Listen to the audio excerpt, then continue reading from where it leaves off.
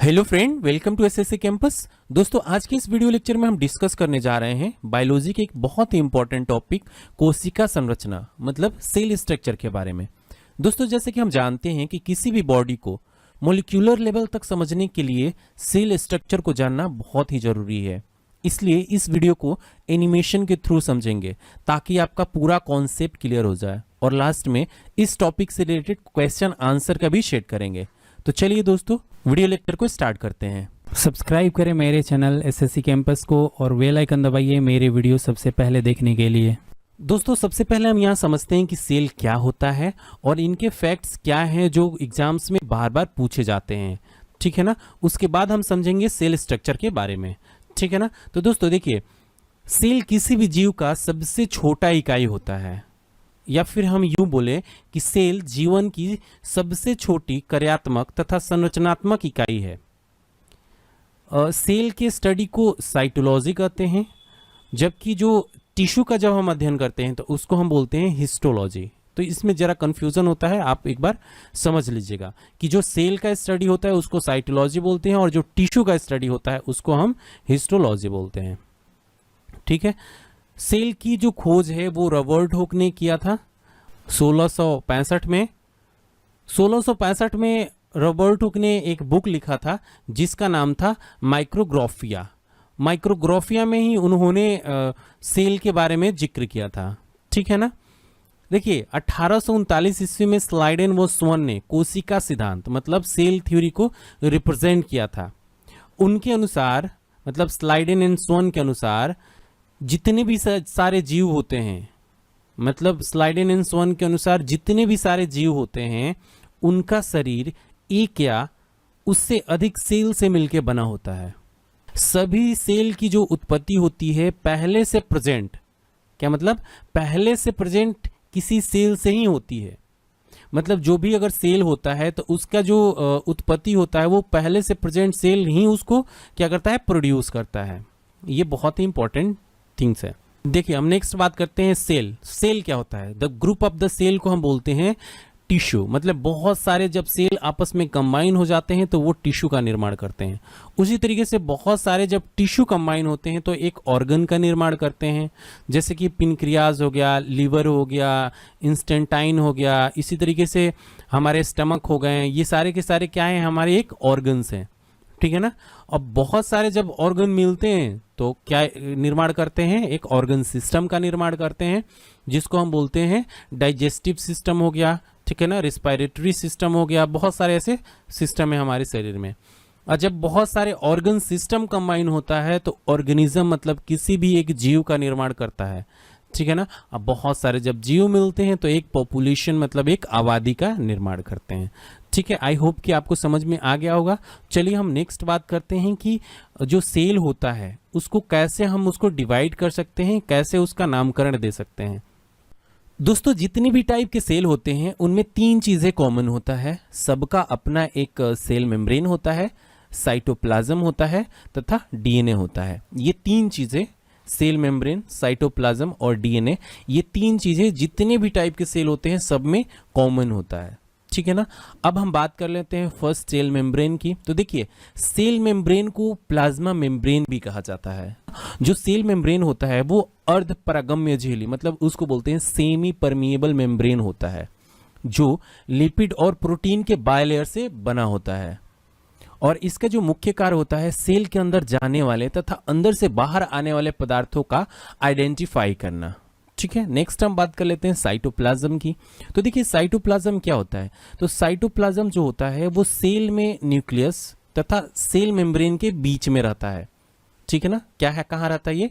Nucleus तथा cell membrane के बीच में रहता है। और यह एक जेली लाइक फ्लूइड होता है, ठीक है ना, जिसमें जो ऑर्गेनल्स होते हैं वो क्या करते हैं, तैरते रहते हैं, ठीक है। अब हम नेक्स्ट बात कर लेते हैं डीएनए की। तो देखिए, न्यूक्लियस में डीएनए होता है।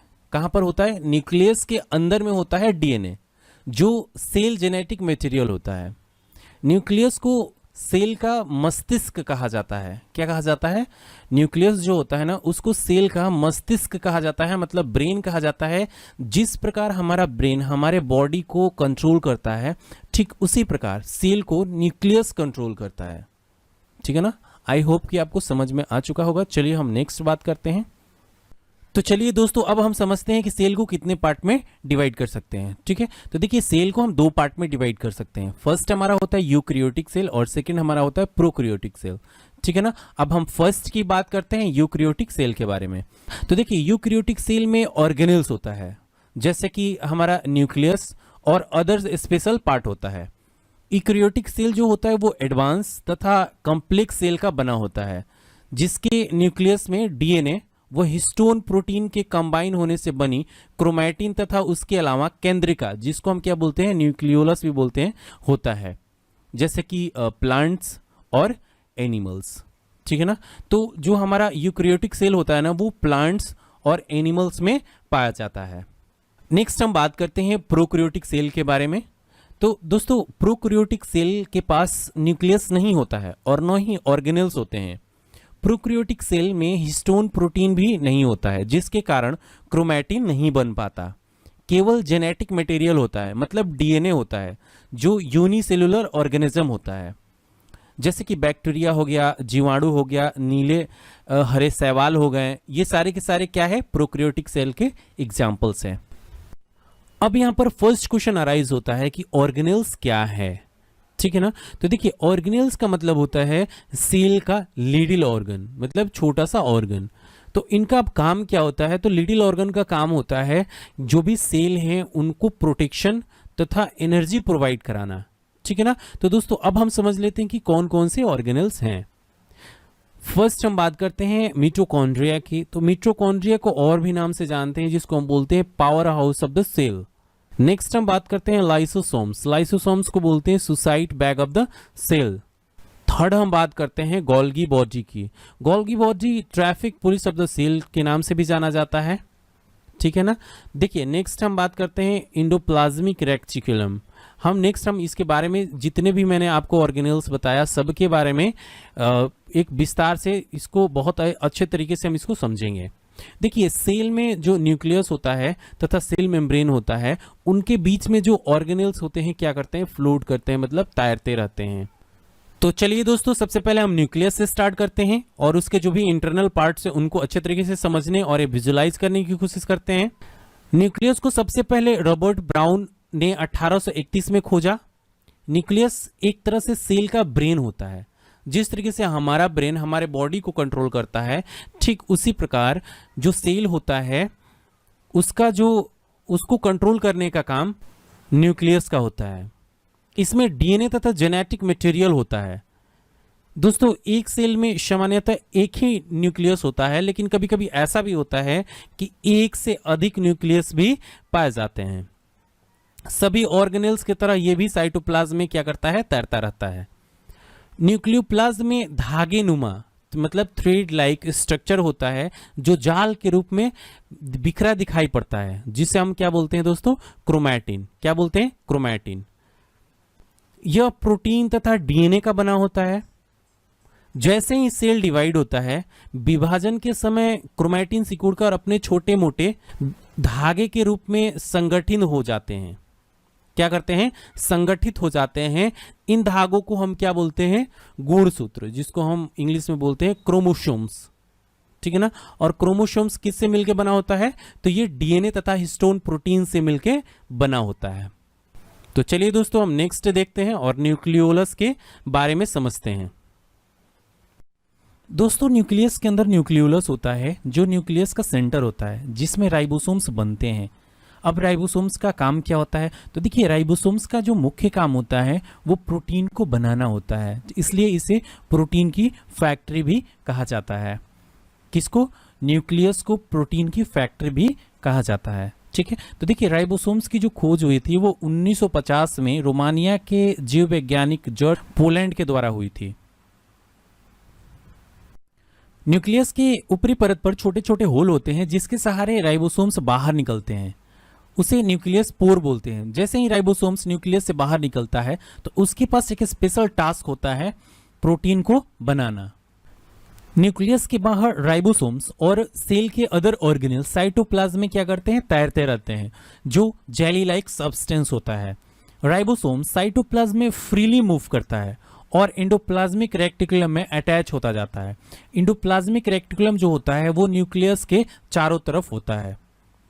एंडोप्लाज्मिक रेक्टिकुलम को शॉर्ट फॉर्म में ईआर कहते हैं। यहाँ पर एंडोप्लाज्मिक रेक्टिकुलम मतलब ईआर दो प्रकार के होते हैं। फर्स्ट रफ एंडोप्लाज्मिक रेक्टिकुलम जिसमें राइबोसोम्स अटैच होते हैं, तथा जो सेकंड होता है स्मूथ एंडोप्लाज्मिक रेक्टिकुलम SER जिसमें राइबोसोम्स अटैच नहीं होते हैं। एंडोप्लाज्मिक रेक्टिकुलम का जो मेम्ब्रेन होता है वो राइबोसोम्स द्वारा जो भी प्रोटीन बनता है उसको एक जगह से दूसरे जगह ट्रांसपोर्ट करने का काम करता है, जिसमें प्रोटीन तथा दूसरे मटेरियल एंडोप्लाज्मिक रेक्टिकुलम से छोटे छोटे वेसिकल्स के रूप में इमर्ज होते हैं, मतलब क्या करते हैं, बाहर निकलते हैं। यहाँ पर एंडोप्लाज्मिक रेक्टिकुलम से निकले छोटे छोटे वेसिकल्स को गोल्गी अपैरेटस, जिसको गोल्गी बॉडी भी कहते हैं, प्रोटीन के साथ रिसीव करता है। जैसे ही गोल्गी बॉडी प्रोटीन को रिसीव करता है ये कस्टमाइज फॉर्म में हो जाता है, जिसे सेल क्या करते हैं, यूज करते हैं। गोल्गी बॉडी ऐसा इसलिए कर पाता है क्योंकि प्रोटीन यूज करने लायक शेप में कन्वर्ट हो जाता है, तथा साथ ही साथ दूसरे मटेरियल जैसे कि लिपिड और कार्बोहाइड्रेट को प्रोटीन में ऐड करता है। गोल्गी बॉडी का नाम इसकी खोज करता है कैमिलो गोल्गी के नाम पे पड़ा है। दोस्तों आज की वीडियो में बस इतना ही। आज की इस वीडियो में क्वेश्चन आंसर का सेट नहीं लगाएंगे, बाकी जो रेस्ट पार्ट है मतलब जो भी ऑर्गेनेल्स के बारे में हमें अभी पढ़ना है उसको नेक्स्ट वीडियो में बताएंगे, और साथ ही साथ जो क्वेश्चन आंसर का सेट हमने छोड़ दिया है यहाँ पे वहाँ पर उसका सेट भी लगाएंगे। आपने अभी तक हमारे चैनल को सब्सक्राइब नहीं किया है तो प्लीज़ हमारे चैनल को सब्सक्राइब कर लीजिए, और उसके बगल में एक छोटा सा बेल आइकन है उस पर भी क्लिक कर लीजिए, ताकि टाइम टू टाइम जो भी वीडियो हम अपलोड करेंगे आपको नोटिफिकेशन मिलता रहे। दोस्तों आप मुझे फेसबुक पर भी फॉलो कर सकते हैं। अगर आपको यह वीडियो अच्छी लगी तो इस वीडियो को व्हाट्सएप तथा फेसबुक पर शेयर अवश्य करें। कृपया हमें कमेंट कर बताएं कि ये वीडियो आपको कैसी लगी। आपके सुझाव का हमेशा स्वागत रहेगा। वीडियो को देखने के लिए थैंक यू।